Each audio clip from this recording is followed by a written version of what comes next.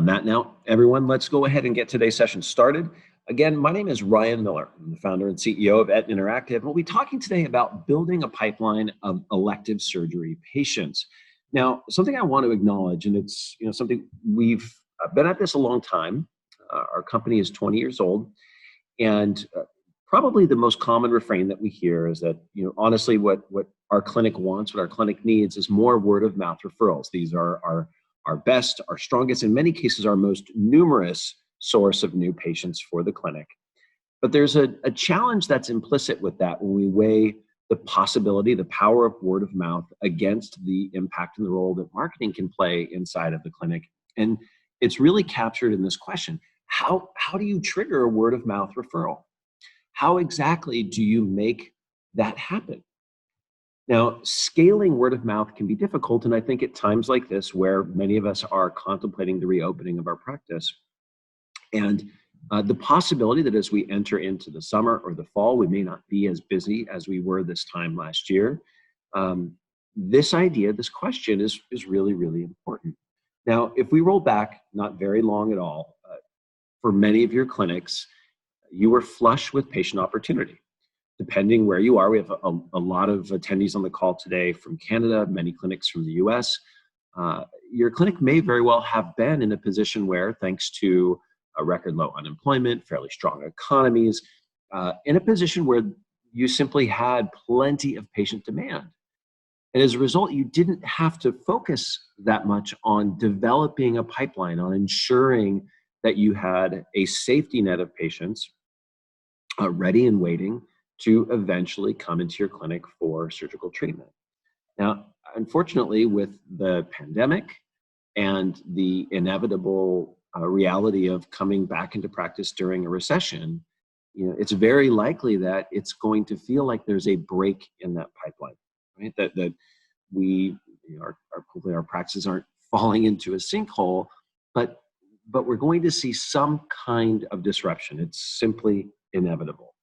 And so the challenge of the question that we face today is, how do we restore that flow? How do we ensure that we have a healthy stream of inquiries from patients and prospects who are at various stages of their journey so that we can keep our operating rooms as busy as possible? Now, again, if we roll back just a little while, for many clinics, I think that the level of opportunity was such that most clinics focused at the very end of the sales funnel, of the journey that the patient takes, waiting for the patient to self-identify and say, I'm ready to schedule my consultation. And I think for many clinics, it's safe to say, most of the energy was focused on the relationship that started from the moment the consultation was requested. But as we step back and reflect today, we have to acknowledge that there are stages of the funnel that come long before that, often years before the patient is committed to requesting that consultation, where we can start the conversation, build the relationship, and ensure that we have a healthy base of patients who are aware of our brand, comfortable with our doctors and our staff, and ready to choose us when they are, in fact, at that moment where consultation is the next step for them. So if we go back all the way to 2012, in an article that was published by RealSelf, they talked a little bit about the evolving understanding of the journey that patients take. And in fact, we can go back looking over 20 years of data that we have and see evidence that for many procedures, patients were, as long as we want to look back, were taking anywhere from 2 to 4 years between the first time they would visit a clinician's website, researching and learning about that procedure, touching it again over multiple occasions, and then ultimately and finally requesting that consultation and deciding to proceed with their procedure. And that journey isn't necessarily linear anymore, right? They're coming back again and again for answers, for more learning, to build the confidence and the reassurance that it's safe to proceed, safe with the clinic they've chose, safe with the particular procedure that they're interested in, safe with the conditions in their lifestyle and where they are financially. right? And so in that same article, I think the author pulled out a really great quote that many aesthetic consumers, they're nervous, they're excited. Boy, talk about, appropriate for where we are today, that we have clients who are actually reaching into clinics and saying, could you guys please reopen?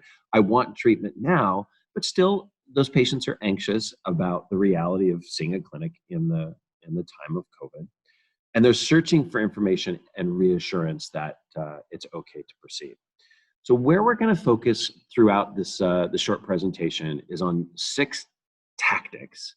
We're going to get down and dirty. You can get in the weeds on what it takes to get this stuff done. 6 tactics that are focused on building a pipeline of surgical patients. Now, for those of you that joined us just a couple of weeks ago in our webinar where we talked about the steps, the processes for reopening, there's just a little bit of content overlap, but we've really working here to make sure that this is all original ideas and information for you. Now, the first thing that we want to be sure that you're doing is creating the confidence to allow and encourage patients and prospects to connect with you. I think we've all had this experience in the last few weeks or months where we've ventured outside with that mask and gloves in hopes of finding access to a particular retailer, or perhaps walked past a store that we had frequented in the past and seen very unclear signals about how we could interact with that business. Maybe there's a door that's partially ajar, only to look inside and noticing that they're using this opportunity for remodeling. Or there's a sign on the door that says they're open, but the door is locked. Or you walk by and the lights are on and there's people inside and you're not clear about whether it's safe to enter. Right? We don't want this kind of uncertainty for patients who are already at an arm's length from your clinic. We want to give them very clear messaging about what comes next. More specifically, we want to reassure them that you have a plan. One of our clients, a med spa, is preparing to reopen as of yesterday. Late last week, we received this email communication to them, and I won't make you read the whole thing. Really, it's the sentence I think that was, or the part of the sentence that was most powerful was this: we've created a plan. As a consumer, that's that moment where I can catch my breath and go, yeah, they've got this under control. They've got it figured out, but they didn't stop there. Right? There's a banner that slides up from the bottom of the site that our team helped them with, a blog post that describes all of the steps they're taking to ensure a safer appointment experience, right? And so they're eliminating all of the ambiguity for the consumer, so that for that person who is closer to the bottom of that funnel, who's at the head of that pipeline, who's ready to do business now, isn't wondering how to interact with your clinic.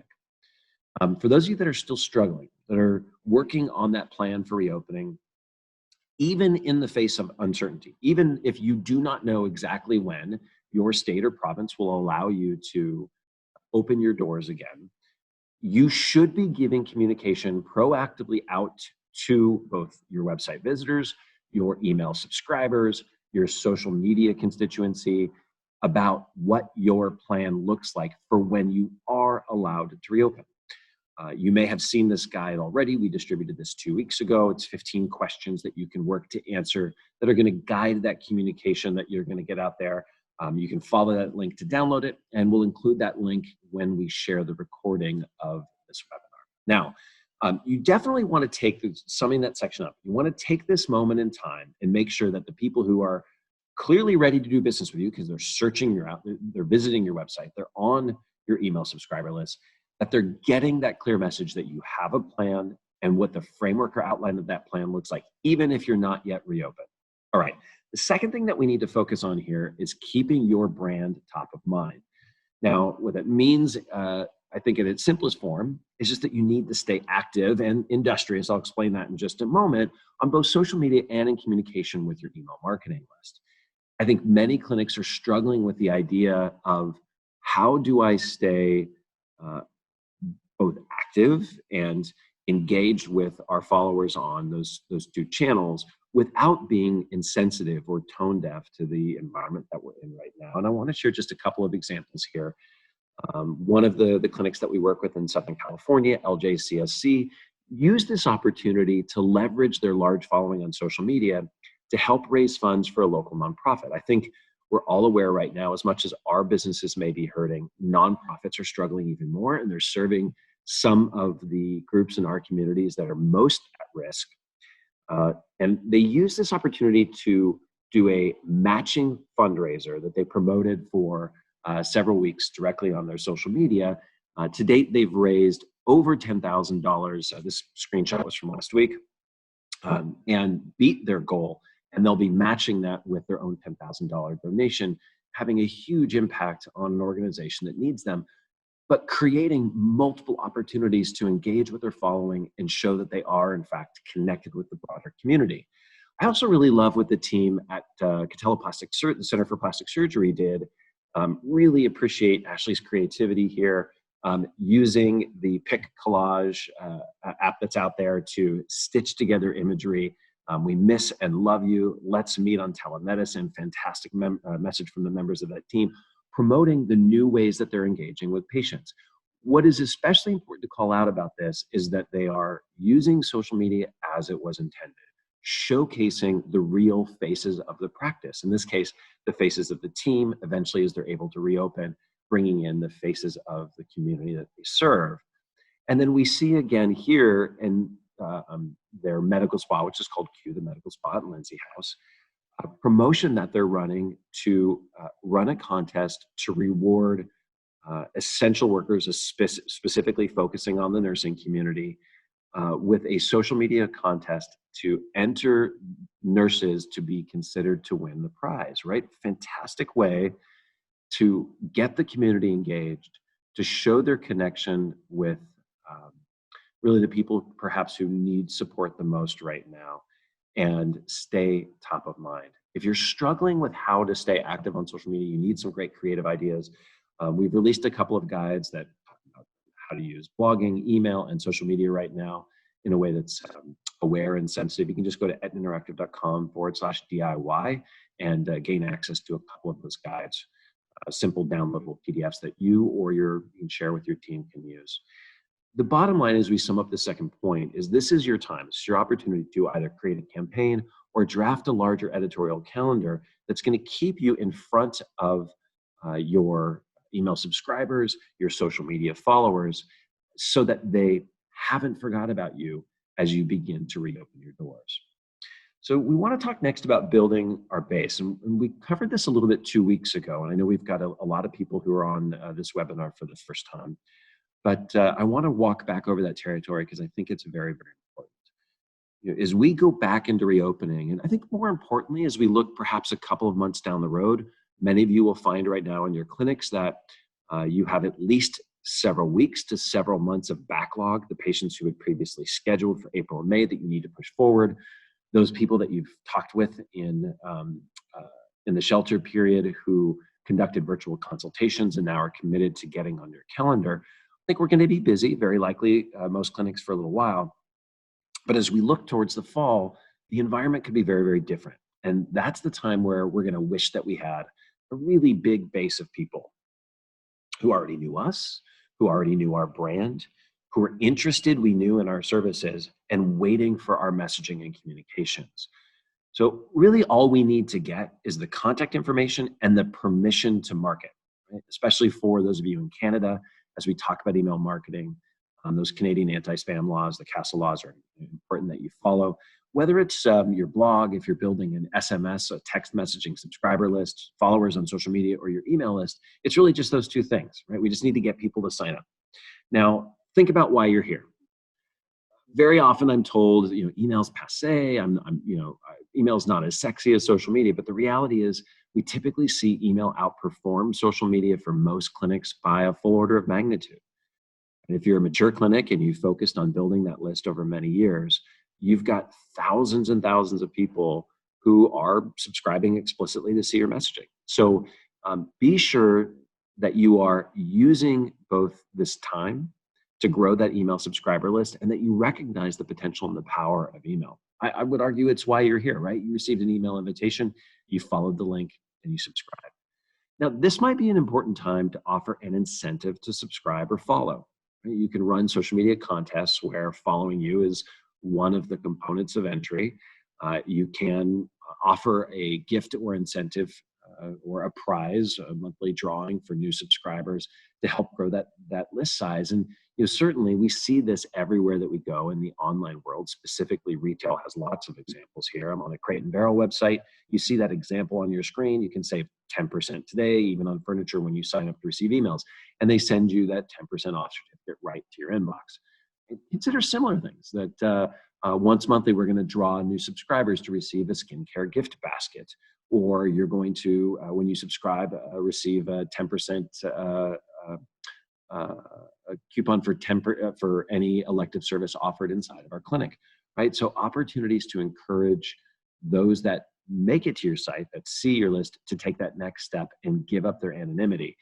Now, for those that are really focused right now on following this advice, on building the list of people who have subscribed to connect with you, we've got a great video that's about a year old now that looks at the top 10 ways for clinics to specifically grow their email marketing list. The bottom line, as we sum up this third point, is now is your opportunity to work to grow subscribers and followers. You'll be grateful that you did as we get a couple of months down the road, and potentially we're operating in a different economy with a different density on our schedule. Let me pause there for a second, remind everyone who's arrived just a little bit after we started that today you'll be able to hear me, but I won't be able to hear you. And for those with questions, use the Zoom control panel to click Q&A, open that Q&A control box, and you can drop me questions during today's presentation. The fourth thing that we want to look at is beginning to attract patients with lead magnets. Now, I've not actually seen the show, and I probably don't get exactly what it's about, but I was spending time flipping channels the other day, and I saw an ad for something called Married at First Sight, which I believe is a show about people who have only interacted online, and the first time they ever meet in person is the day of their wedding. It's just wrong on so many levels, but it helps me to make a point that very often what I think we see happen, if you consider your own website and the calls to action, the things that you ask of patients when they arrive, for most clinic, the only or the primary call to action is to request a consultation or request an appointment. And that's the equivalent of asking somebody who you've met very often for the first time to marry you. But if we think about the idea that we discussed at the very beginning, that was forwarded back in 2012 in that Real Self article, and I think that we all understand instinctively, is that patients are working through a journey. And that very likely the first time they visit your website could be months or years before they're actually ready for a procedure. And is it likely that at that moment that patient is ready to request their consultation? The answer is no. In fact, we know this if we just think about the math. Roughly, if we look at for all of the visitors who are coming to your site, roughly 2 to 5% of them will actually fill out a form in any given month. So what's the story on the other 95%? Well, those are your future patients. And what do we have to offer those people that might encourage them to give up their anonymity and start a conversation with the clinic? Well, we need to offer them something of value, right? We're exchanging value with them because what we want is their contact information and the permission to start a dialogue, to begin the conversation with them so they ultimately stay connected with us and choose us for their consultation or treatment. What are examples of lead magnets? I'll just give you two very simple ones. We could talk about this for a full hour. Commonly what we see are ebooks or e-guides that offer extensive coverage or some other useful tool that are available for download only after the person has entered their name and email address. In this particular case, the example on your screen, we're also encouraging them to join our email newsletter. There's that point of integration with the list building that we discussed before. And it's a signal to the clinic. In this particular case, this is a facial rejuvenation e-guide. Clearly, if the person is filling out this form, they're deeply interested in facial rejuvenation surgery, right? It's the only reason that I would take the time to download this guide is if I, in fact, had an intense interest in this topic. So at the end of this process, when this form is submitted, I have someone who has given me their name, their email address. They may have signed up to my email newsletter, and they have downloaded a guide that talks all about facial plastic surgery. It's a lot of information that I can use to develop the relationship. Let me use an example here from ophthalmology as well as an alternative, a different kind of lead magnet. In this particular case, it's a download for a free information kit. We also commonly see in the ophthalmology space LASIK self-tests or cataract surgery self-tests, where patients can go through and essentially self-qualify that they are in fact good candidates for these procedures, right? So there's all kinds of models out there where we're empowering the patient with additional information, additional tools, additional understanding in exchange for contact information. It's the same reason very often why in our own company, why we develop white papers, downloadable assets like the recession readiness guide that we put out right as this whole scenario was beginning, because we want to know who's interested in these kinds of topics so that we can begin to have that conversation. Because somewhere among the list of people who download those tools will be people who specifically are interested in our services. So remember that the request for that lead magnet is a signal. It's a signal that moves them from a lead to a prospect, because now we know the procedure they're interested in, we know their contact information, and can start a dialogue asking them, how can we help you with this journey? Now, let's talk a little bit about nurturing those leads once they've come in, and whether they're in the lead category or the prospect category. How do we address the fact that right now many of us are going to be operating on light staff? We won't have our full team. And even in the best of times, nurturing the 95% of our site visitors who weren't ready for consultation was a difficult thing to do. This is where we often hear conversations begin about drip campaigns. And unfortunately, I think for many clinics, especially those that are engaged in a lot of sort of do-it-yourself marketing activities, it may be beyond your reach to do true drip campaigns. Because as we look at examples of how those campaigns look and how they work, they often involve complex software. You need to do a significant amount of planning and content creation. You're setting up decision trees where, based on how a person responds to one email communication or downloadable action, you will take multiple courses of, you'll take multiple different pathways forward in how you and what you send to that person.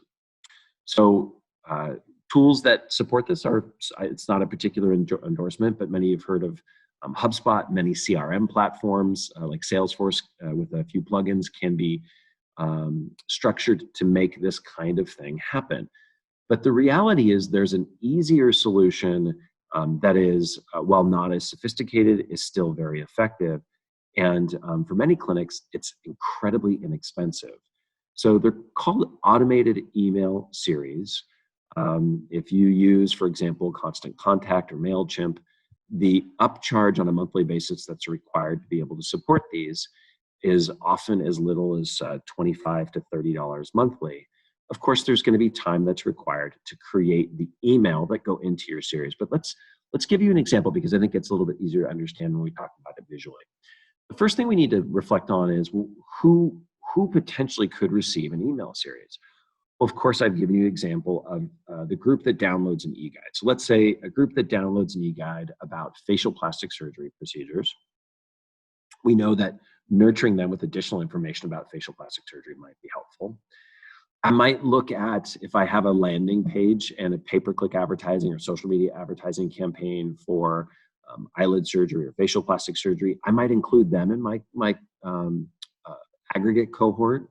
So that second group of people who qualify because they're prospects, they've expressed an interest, we know what procedure they're connected to.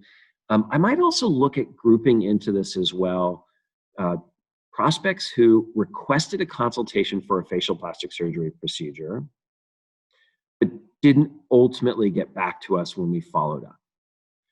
Collectively, what I have when I look at these three audiences are patients who have a common interest in facial plastic surgery, but who have not yet committed to the consultation with our clinic.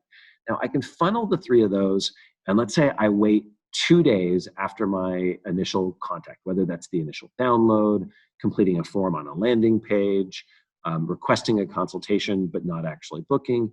And I might have the automated email series send them the first message, which we know everybody loves before and after photos, focuses on and links to a blog post of our favorite photo gallery cases. It tells the story of really amazing outcomes and transformations through before and after photography. So maybe that's the first one in our series. And this isn't a rigid prescription. This is just an example to perhaps inspire your own ideas. And then I wait another 5 days. And I anticipate what are some of the common problems that people have that might complicate their willingness or their ability to schedule a procedure. Well, often it's time, timelines, understanding how long they might be out of work, when they'll be fully recovered, when they can return to normal activities.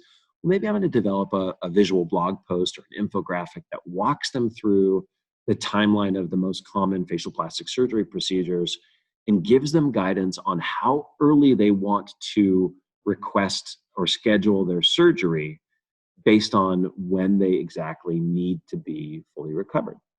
Right? So we'll anticipate and answer common questions. And each time we're linking from the email to a resource that's bringing them back to our sites. They're interacting with our brand over and over again. And then I might wait another 7 days and anticipate another common question or challenge that people are facing, which is how am I going to pay for my procedure? And look at presenting information about common costs, links and information about financing and payment options that are available for those procedures to, again, help them to answer and address those concerns, reassuring them that they can make it happen. And again, each time encouraging them to reach out for their consultation to start that conversation with the practice. Right? And so in these series, it's simply a matter of, mapping your series, developing the supporting content. If you have a blog, that becomes a great place for that content to live. And then creating the emails that link back to those posts and configuring the series inside your mail application program. It's straightforward. It will require a little bit of time to set up, but once it's set up, it's easy to run and easy to refine. All right, a couple notes there for the Canadians on our call today. Just remember that the Canadian anti-spam law, those CASL laws, really do require opt-in. So if you are focusing on getting patients onto an automated email series, be sure that you're including that checkbox where patients can opt into your list. And with that, you are permitted to both opt them into your general email newsletter list, and that same checkbox can put them onto, with just a bit of configuration, a specifically related series, a series related to their procedure of interest. So pick one procedure as a starting point. And our advice here is deploy a 3-part automated email series. For Etna's clients, our clients that are on the call today, we have a standard product that addresses this. And if you're interested, you can just let your account executive know.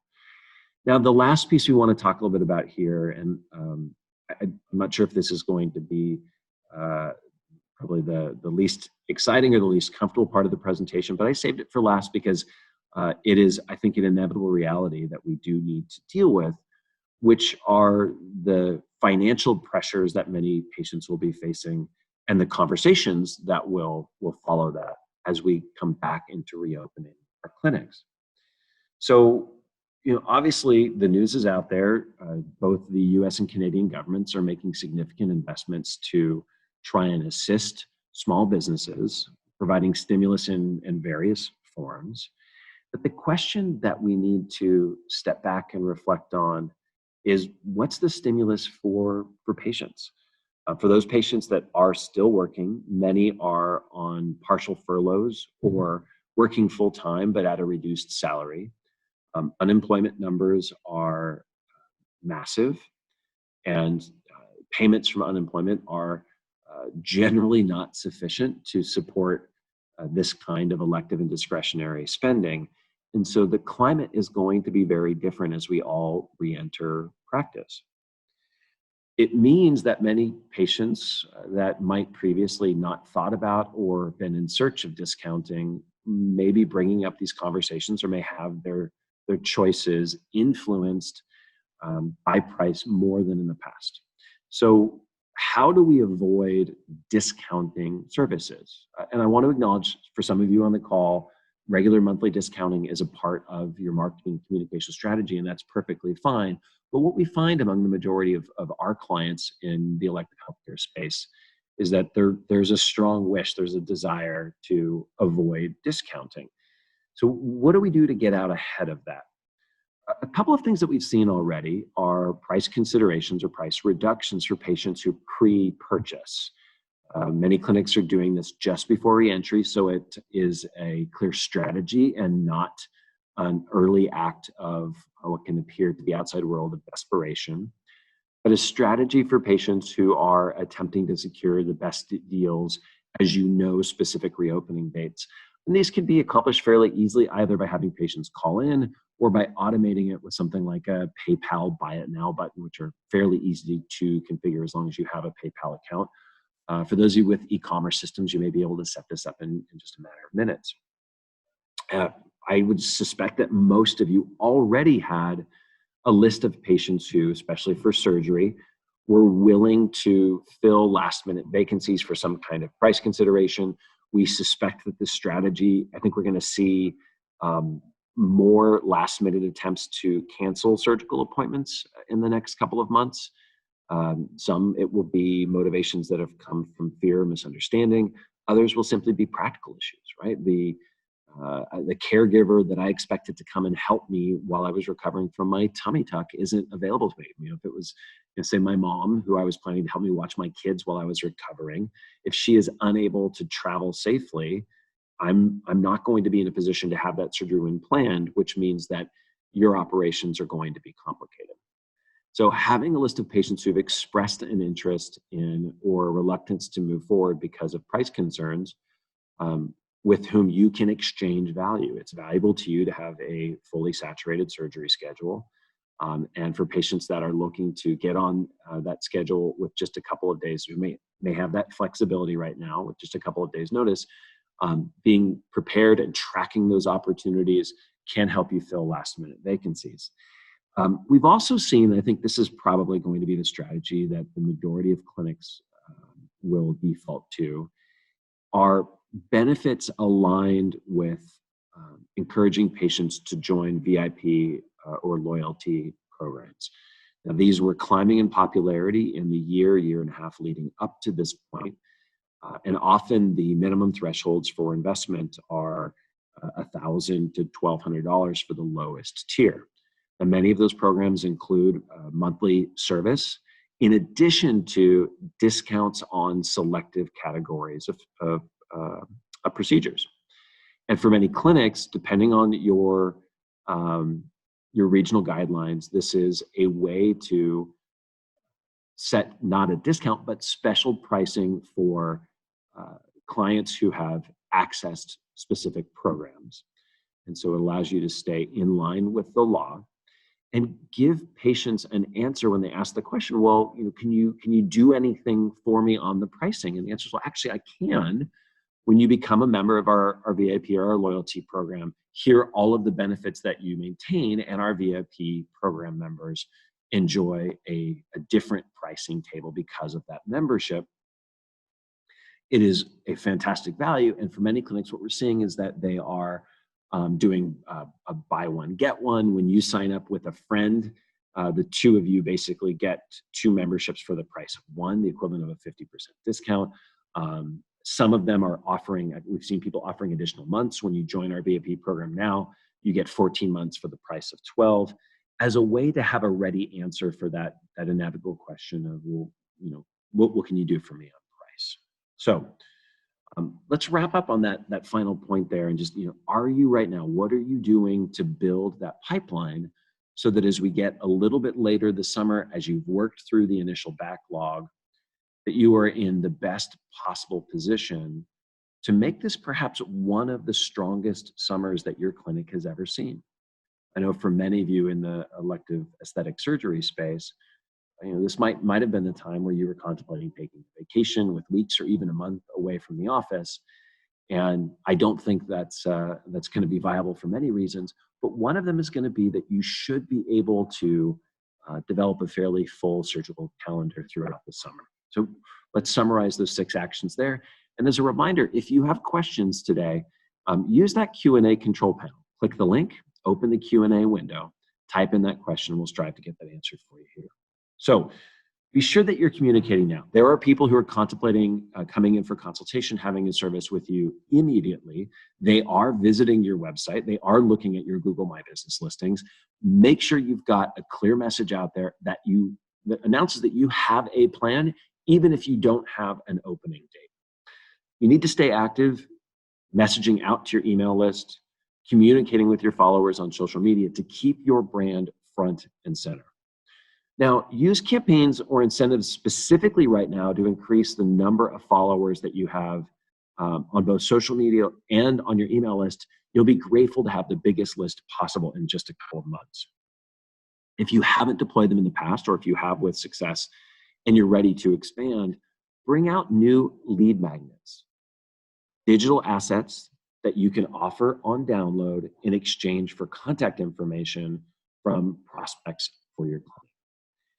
And create an automated email series with 3 parts. Well, you could do 2, you could do 4, that will nurture the relationship with those patients where you may not have staff time to have direct and personal follow-up. And then finally, we want to make sure that you have a ready answer to the inevitable questions that will come up about discounting or special offers, and devise a strategy that will minimize your dependence on service discounting. So to that, as we get into that Q&A panel, just as a reminder for everybody on the call, you can click Q&A, type in those questions, and we'll get them answered for you. We've got one coming in right now asking me to elaborate a little bit on the 3-part automated email campaign. What content and what time should we send? So let me first talk about where can you do this. Both Constant Contact and MailChimp, very, very popular email marketing platforms, offer, usually with a small service upgrade, support for automated email series. So there's simply email messages that you design in advance, save, and stitch together in a predefined sequence, each with a delay after the other. Now, the question about what content should we share? The best way that I can answer this, now I gave you the example, which was a link to to a blog post about your favorite related before and after photos, telling the story of those patients and their journey. The second one focusing on surgical planning, execution, and recovery timelines to help people address timeline or time sensitivity questions. And then finally talking about pricing. You could really focus on developing any 3 pieces of content. Perhaps you have an existing video about a procedure you want to highlight, a related blog post with interesting information about the emotional implications or talking to your family on a procedure. But step back and anticipate the journey, the questions, and the uncertainty that patients feel for an individual procedure or closely related family of procedures. I use the example of facial plastic surgery procedures for facial rejuvenation. And develop content that helps assure, educate, and advance the interest of patients who are considering those procedures. And now, in terms of the time, how much time you should lapse. Now, it'll vary by procedure, it'll vary by market, it'll vary a little bit with your brand. But typically what we're talking about is completing all 3 of those touch points with a maximum total duration on the series of 6 weeks. The example I gave was actually only a 2-week series, playing 2 days, then 5 days, then 7 days between the first, second, and third email. So great question there. As this webinar, as we wrap this up, just a quick reminder that today's session was recorded. We will share this within 72 hours. It will be present on our blog, but we will email all registrants a copy of the link. We'll include in there not only the recording, but a copy of the slide deck and links to the resource that we referenced today. I want everyone to please stay happy and healthy and safe. And as you contemplate or deal with right now the reality of reopening, that you do so as successfully as possible. Be well.